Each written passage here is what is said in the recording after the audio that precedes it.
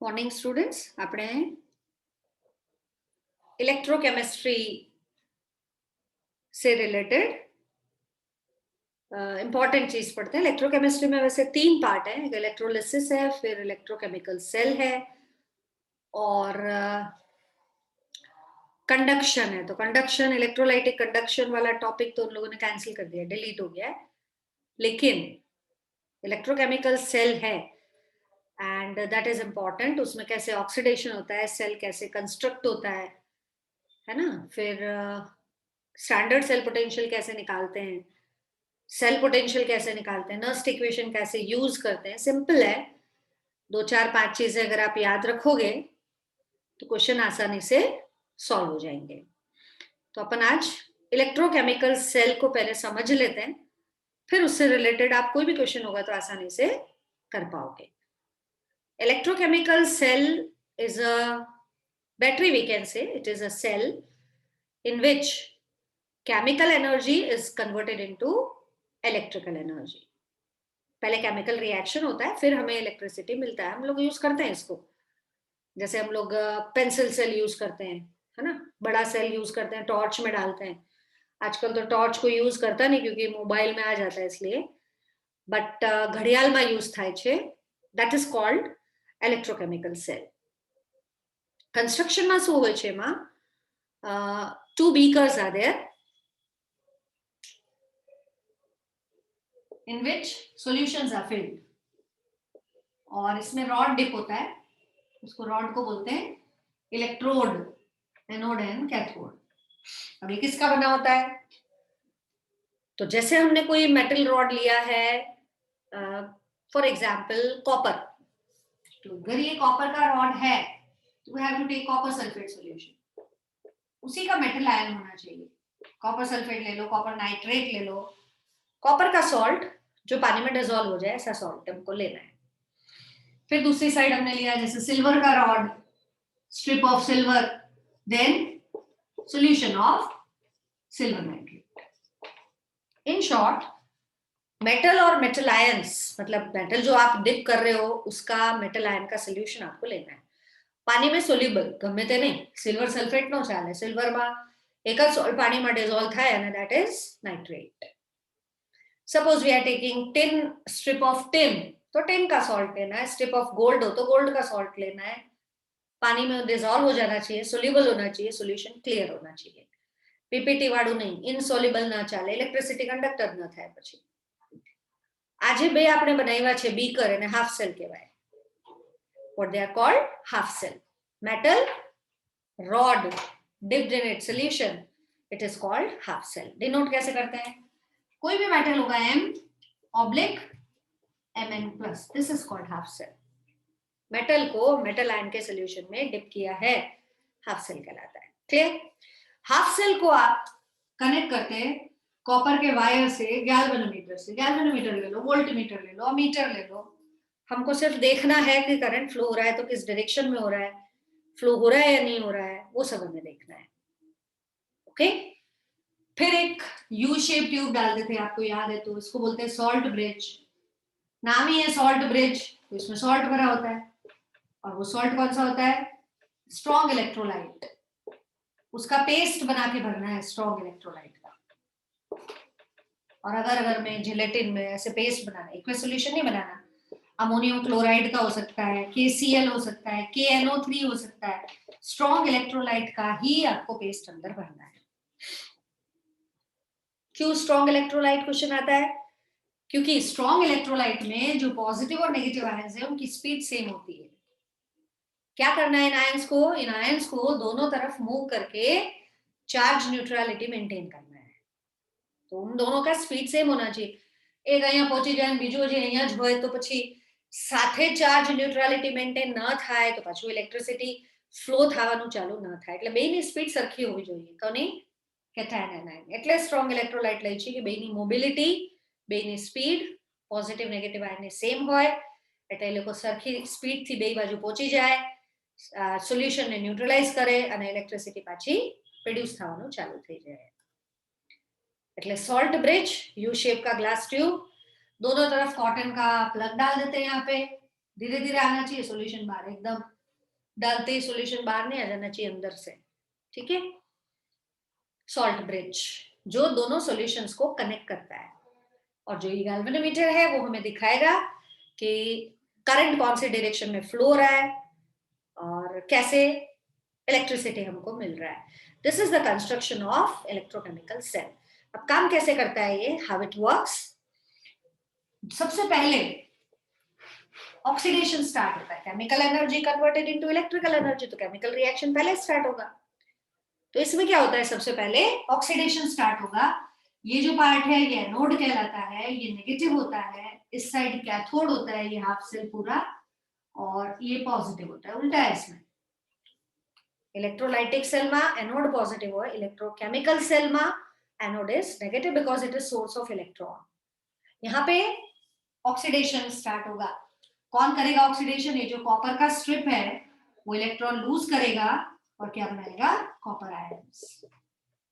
Copper ions कहां जाएंगे, solution में अंदर डिसॉल्व, और ये कॉपर इलेक्ट्रॉन लूज करेगा, इलेक्ट्रॉन कहां जाएंगे, ये ऐसे मूव करके इस साइड आएंगे। So what is the direction of movement of electron, electron moves from anode to cathode, anode is the source of electron hence it is negative. Okay, फिर ये इलेक्ट्रॉन इधर जाके क्या करेंगे, इलेक्ट्रॉन इधर जाके जो अंदर सिल्वर आयंस प्रेजेंट है सॉल्यूशन में, इलेक्ट्रॉन को एक्सेप्ट करेगा, सिल्वर मेटल इसके ऊपर डिपॉजिट होने लगेगा।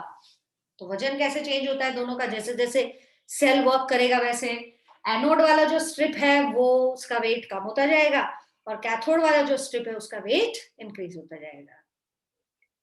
हर छोटी छोटी बातें एमसीक्यूज के लिए इंपॉर्टेंट होती है, हर छोटी बातें गमे ते पूछी શકે, મોટા મોટા સમ કર્યા હોય, આવી નાની નાની વસ્તુ ન આવડતી હોય તો આપણે એના ટ્રુ ફોલ્સ ના ક્વેશ્ચન બહુ આવે, કયું સાચું છે કયું ખોટું છે, તો એ વસ્તુ ખબર ના હોય તો આપણે એને ટ્રુ કે ફોલ્સ ન કહી શકીએ। So movement of electron from anode to cathode, anode ઉપર ઓક્સિડેશન, कैथोड ઉપર रिडक्शन।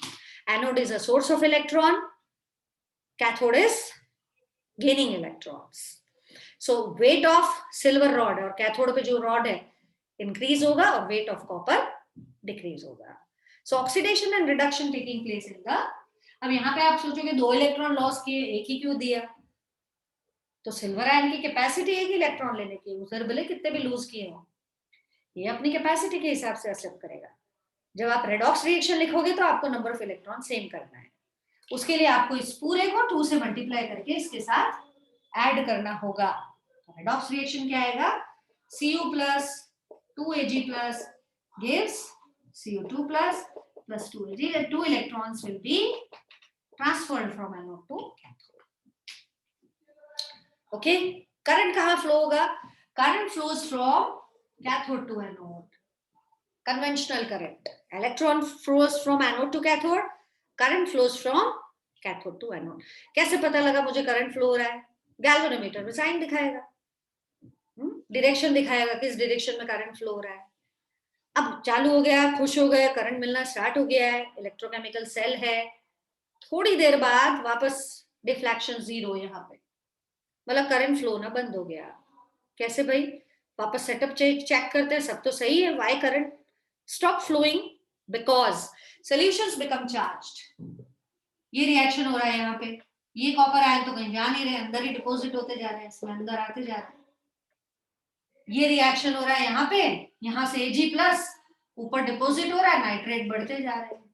हमने तो सेम डाले थे ना, Ag plus NO3 minus equal था, पर Ag प्लस तो रिएक्शन कर रहा है, तो बचा कौन, NO3 माइनस।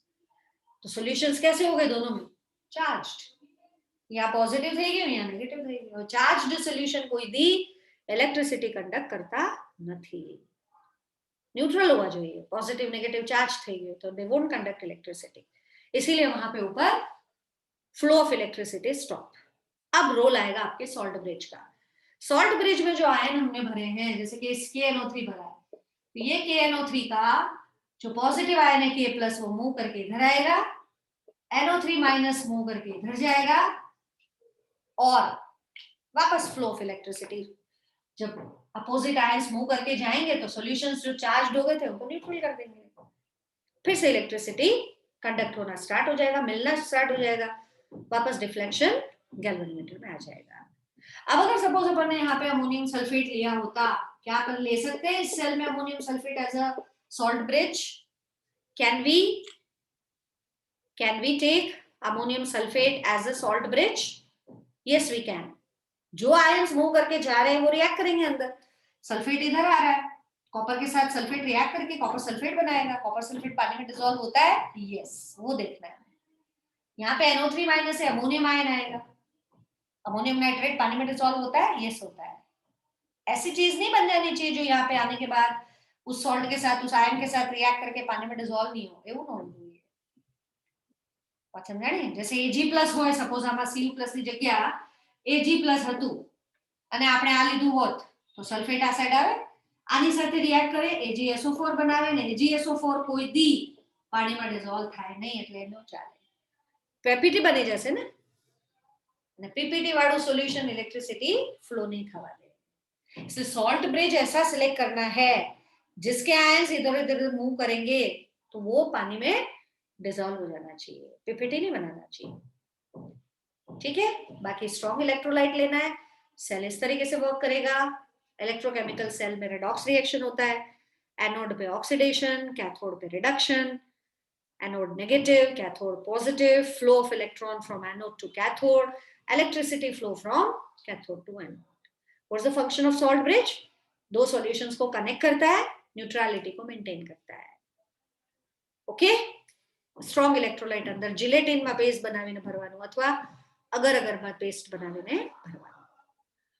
अब बात आती है सेल पोटेंशियल की. ये सेल तो लिया, इसका पोटेंशियल कितना है, कितनी इलेक्ट्रिसिटी दे रहा है, कौन सा सेल लेंगे, इधर इधर कौन से इलेक्ट्रोड डालेंगे, कितनी इलेक्ट्रिसिटी प्रोड्यूस होगी. स्टैंडर्ड सेल क्या होता है, हाफ सेल क्या होता है, उसका पोटेंशियल क्या होता है ना. तो E नॉट सेल और E सेल देखते हैं. सबसे पहले E नॉट सेल. कोई भी हाफ सेल है, कैसे डिनोट करते हैं उसको? Metal oblique metal ion. अभी बताया था. एक रॉड है અને એના સોલ્યુશન માં એને ડીપ કરી દો એટલે એને શું કહેવાય? Half cell.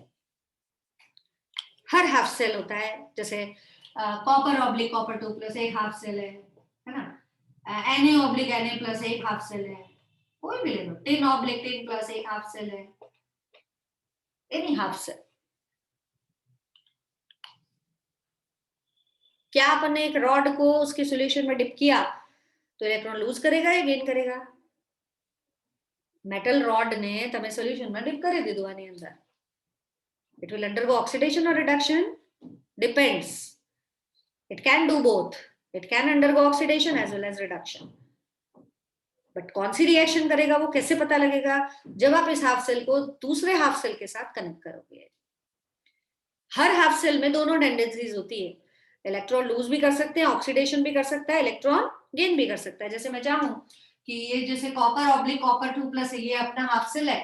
Copper can lose electron and form copper ion. There is no harm in doing this and it will do.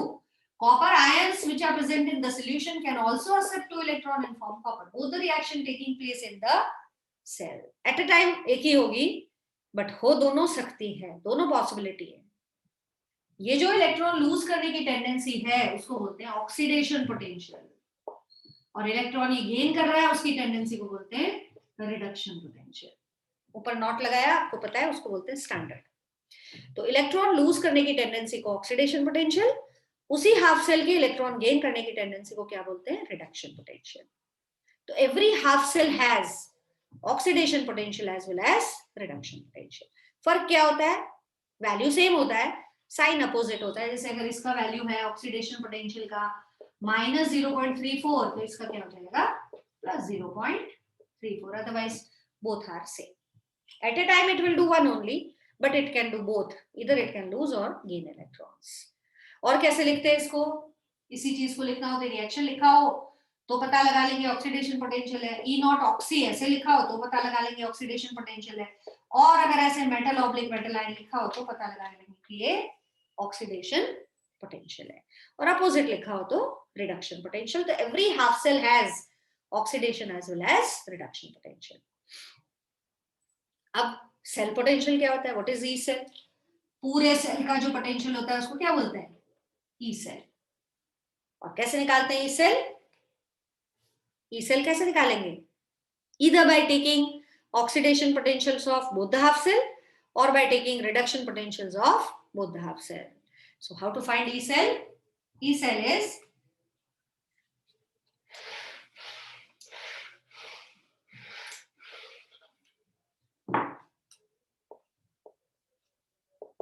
reduction potential of cathode minus reduction potential of anode, or oxidation potential of anode minus oxidation potential of cathode. These are the formulas by which we can calculate cell potential, that is E cell. Standard reduction potential अगर है हमारे पास तो cathode minus anode, क्योंकि cathode पे reduction होता है उसका reduction potential ज्यादा होगा, और ऑक्सीडेशन पोटेंशियल्स में एनोड माइनस कैथोड क्यों है? એનોડ ઉપર ઓક્સિડેશન કરવાનું છે. ઓક્સિડેશન પોટેન્શિયલ એનોડનું વધારે હોય તો જ સેલ કામ કરે. એનોડનું ઓક્સિડેશન પોટેન્શિયલ વધારે હશે તો જ સેલ કામ કરે, બાકી નહીં કરે. તો oxidation potentials if given then anode minus cathode, reduction potentials are given then cathode minus anode. This way we can calculate E cell. कैसे रिप्रेजेंट करते हैं? Symbolic representation of cell. अभी हमने जो बनाया था उसको कैसे रिप्रेजेंट करेंगे? Cu/Cu2 प्लस सॉल्ट ब्रिज, પછી Ag प्लस ऑब्लिक Ag. यहाँ पे लगाते हैं नेगेटिव क्योंकि एनोड है, यहाँ पे लगाते हैं पॉजिटिव क्योंकि कैथोड है. इसका जो भी कॉन्सेंट्रेशन दिया हुआ हमें मेंशन करना है ना. और इनको क्या लिखते हैं? सॉलिड, क्योंकि ये तो रॉड था, सब इसमें दिखाई देता है, हर चीज इसमें पता लगता है. ये एक सेल का रिप्रेजेंटेशन है. एनोड पे कॉपर का स्ट्रिप है, कॉपर के सॉल्यूशन में डिप किया हुआ. सिल्वर का स्ट्रिप है, सिल्वर के सॉल्यूशन में डिप किया हुआ. Ag/Ag પ્લસ કેમ ન લખ્યું? સોલ્ટ બ્રિજ છે અને સોલ્ટ બ્રિજ થી બે સોલ્યુશન કનેક્ટેડ છે, એટલે સોલ્યુશન સોલ્ટ બ્રિજ ની બે બાજુ આવવા જોઈએ. मेटल रॉड थोड़ा है, सॉल्ट ब्रिज से कई सॉल्यूशंस कनेक्टेड है, एनोड कैथोड ना. तो सॉल्यूशंस जो है वो सॉल्ट ब्रिज दो पैरेलल लाइन के साइड में आने चाहिए. एनोड एंड कैथोड, रिडक्शन हो रहा है, ऑक्सीडेशन हो रहा है. ये नेगेटिव, ये positive. Electron flow from copper two silver, current flow from silver to copper, 2 electrons transferred. We can write oxidation, reduction and redox reaction. If E0 cells are given, we can calculate E cell. Then एक standard hydrogen electrode होता है जिसका potential 0 accept किया हुआ है, ताकि हम दूसरों का हाफ सेल पोटेंशियल निकाल सके. स्टैंडर्ड हाइड्रोजन इलेक्ट्रोड, वो ऑक्सीडेशन भी कर सकता है, रिडक्शन भी कर सकता है, हर सेल कर सकता है, वो भी कर सकता है. उसको कैसे रिप्रेजेंट करते हैं? Platinum H2H+. नाम ही स्टैंडर्ड हाइड्रोजन इलेक्ट्रोड है तो स्टैंडर्ड कंडीशन होगा, है ना. 1 मोलार सोल्यूशन होगा, 1 बार प्रेशर होगा और प्लैटिनम का रॉड होगा. गैस बबल करते हैं, सोल्यूशन कंटेनिंग एसिड 1 मोलार. ये ऑक्सीडेशन करेगा तो रिएक्शन क्या होगा? Loose electron, form H+. अगर 1 है तो हाफ होगा इनके, और अगर इसको हम डबल कर दें तो it would be 2 electron 2H+, दोनों हो सकते हैं. और रिडक्शन होगा इसका opposite. Standard hydrogen electrode standard condition होती है. अगर E0 नहीं है तो स्टैंडर्ड कंडीशन नहीं है.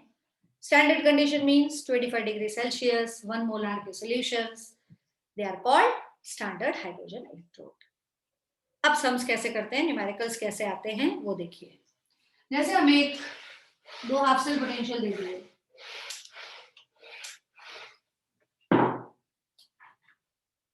E0 ऑफ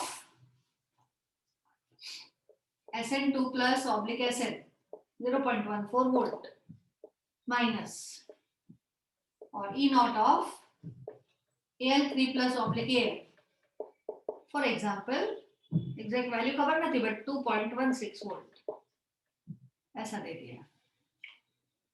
ये 2 हाफ सेल हैं, इनको ज्वाइन करके एक सेल बनाना है. उस सेल का सेल पोटेंशियल निकालना है, standard cell potential. Redox reaction लिखना है, कितने इलेक्ट्रॉन ट्रांसफर हो रहे हैं वो बताना है. ठीक है. अब सेल कैसे बनाए? सबसे पहले कौन एनोड होगा, कौन कैथोड होगा. उसके लिए सबसे पहले आप चेक करोगे कौन सा पोटेंशियल दिए हैं. कौन सा पोटेंशियल है ये? रिडक्शन. કેમ ખબર પડી? કેમ ખબર પડી કે रिडक्शन પોટેન્શિયલ છે? रिडक्शन रिएक्शन થાય છે, ઓક્સિડેશન નંબર ડિક્રીઝ થાય છે 2 to 0. અહીંયા બી ઓક્સિડેશન નંબર ડિક્રીઝ થાય 3 to 0 એટલે આ બી કેવું છે રિડક્શન પોટેન્શિયલ ક્લિયર હવે એનોડ કેથોડ કેમ ખબર પડે કેથોડ ઉપર E હોય જેને ઓક્સિડેશન કરવું હોય એનોડ ઉપર E હોય જેને ઓક્સિડેશન કરવું કેથોડ ઉપર જેને રિડક્શન કરવું તો કેથોડ ઉપર E લેવાનું જેનું રિડક્શન પોટેન્શિયલ વધારે હોય કેથોડ ઉપર રિડક્શન કરાવવું છે તો કેથોડ ઉપર E હાફ સેલ રાખવાનું જેનું રિડક્શન પોટેન્શિયલ વધારે હોય કોનું રિડક્શન પોટેન્શિયલ વધારે છે તો this will be at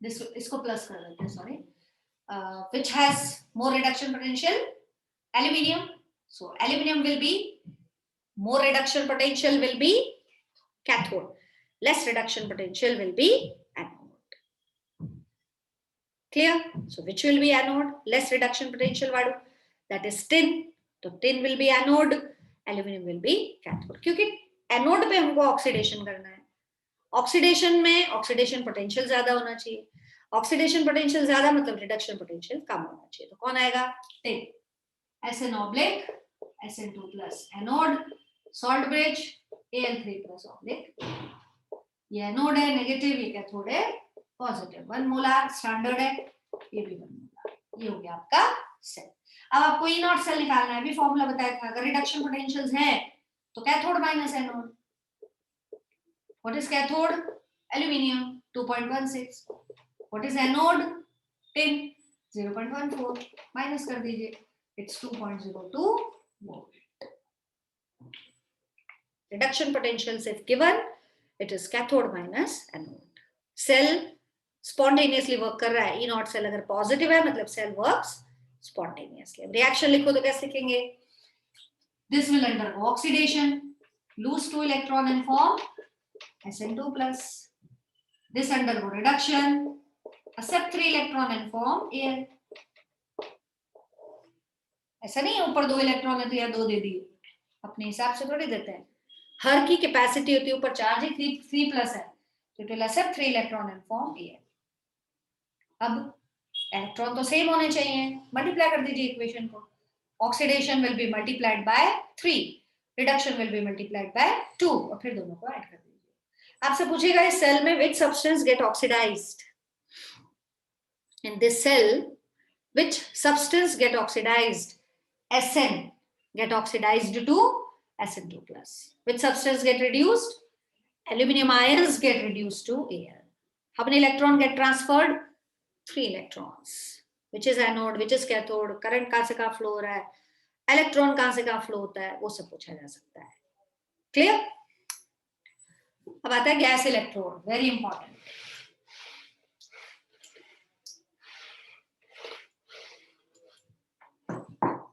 जैसे ऐसा दिया हुआ है Mg oblique Mg2 plus salt bridge Cl minus Cl2 और प्लेटिनम ये गैस इलेक्ट्रोड है यहाँ पे गैस है 1 बार प्रेशर है 1 मोलार ये 1 मोलार और ये सॉलिड ये एनोड है ये कैथोड बता दिया आपकी बार सेल दिया है उसने बोला रिएक्शंस लिख के बताओ कितने इलेक्ट्रॉन ट्रांसफर्ड होते हैं वो निकाल के बताओ और E naught cell कैलकुलेट करो अगर